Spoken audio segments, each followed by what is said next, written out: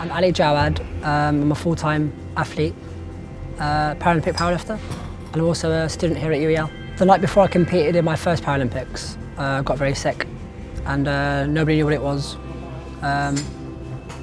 It took about 8 months to diagnose, I think, afterwards. So I got diagnosed in 2009. So it took a long time to diagnose. First, they thought it was gallstones. So I thought, okay, it's only gallstones, I can live with that. Just operate on them, whatever. Or then they found that it weren't gallstones. And then they started testing me for cancers. So it got quite serious. And then I think it was my GP that did like a blood test, and he's like, wait a minute, these are more, something that you could see in something like Crohn's disease. Now, I've never heard of it before. And I just said, well, how do you cure it? He's like, you can't cure it. And I was like, oh God. The first year or so was really difficult to try and, to be a full-time athlete, to try and push your body, knowing that your body probably couldn't handle it, was something that I couldn't take.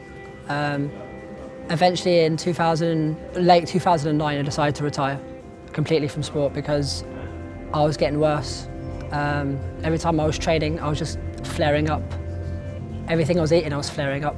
I was in pain so much, I couldn't really, it was hard to function.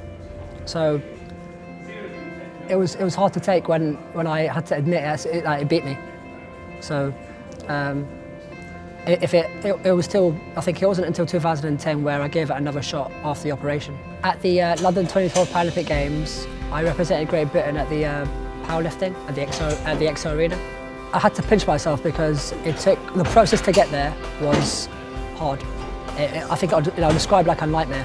I didn't think I was going to get there. To train for a Paralympic Games, it takes 4 years. I've only trained consistently for about a year for that 4 years because I've been so sick. Obviously I had retirement and then I came back and then I flared up again. So, for me to only train consistently for a year and make it was remarkable. And then to have, to have the whole crowd behind me and all my friends and family there was pretty special.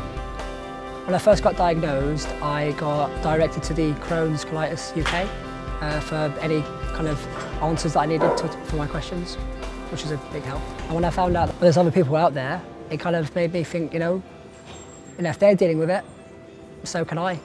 We can deal with it together, and it's better to deal with it collectively than it is individually.